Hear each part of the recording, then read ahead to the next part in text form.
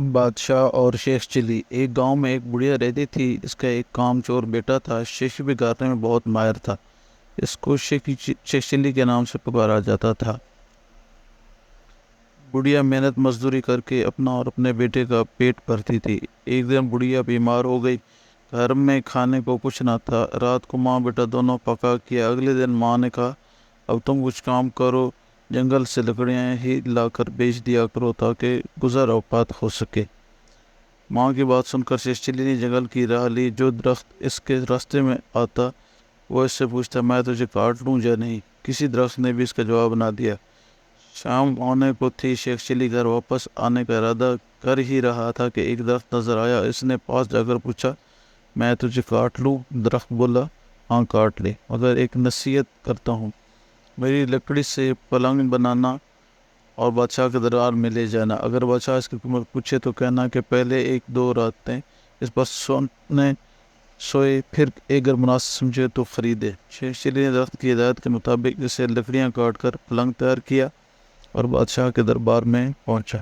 بادشاہ نے قیمت پوچھی تو شیخ چلی نے کہا، پہلے آپ اس کو ایک دو رات استعمال کریں، اگر اس میں کوئی خوبی پائیں تو انعام کے طور پر جو دل چاہے دے دیں۔ بادشاہ حیران ہوا اور شیخ چلی کے کہنے پر نوکروں کو حکم دیا کہ آج ہی یہی پلنگ میرے کمرے میں بچھایا جائے۔ رات ہوئی تو بادشاہ اس پلنگ پر سویا۔ آدھی رات کو پلنگ کا ایک پایا بولا، آج بادشاہ کی جان خطرے میں ہے۔ دوسرے نے کہا، وہ کیسے؟ تیسرا بولا، بادشاہ کے جوتے میں کالا سانپ تھا۔ چوتھے نے کہا، بادشاہ کو چاہیے کہ صبح جوتے کو اچھی طرح جھاڑ کر پہنے۔ سب بادشاہ نے اس طرح کیا۔ جوتا جھاڑ کر اٹھی، اس میں سے ایک سانپ نکل کر بھاگا۔ دوسری رات جب بادشاہ سویا تو پھر پایوں نے یہی باتیں شروع کی۔ ایک بولا کہ تم پلنگ کو سنبھالے رکھو، میں کچھ خبریں جمع کر لوں۔ تینوں پایوں نے پلنگ کو تھامے رکھا۔ جب چوتھا واپس آیا تو اس نے خبر سنائی کہ بادشاہ کا وزیر سازش کر کے بادشاہ کو ختم کرنے کے بارے میں سوچ رہا ہے۔ پھر دوسرا پایا گیا اور خبر لایا کہ بادشاہ ایک کنیز وزیر سے مل کر بادشاہ کو زہر دینا چاہتی ہے۔ تیسرے پایا نے تجویز پیش کی کہ بادشاہ کو چاہیے کہ وہ وزیر کو قید میں ڈال دے۔ چوتھا پایا گیا اور یہ خبر لایا کہ بادشاہ کو جو دودھ پینے کو دیا جائے گا اس میں زہر ہوگا۔ بادشاہ یہ سب کچھ سن رہا تھا۔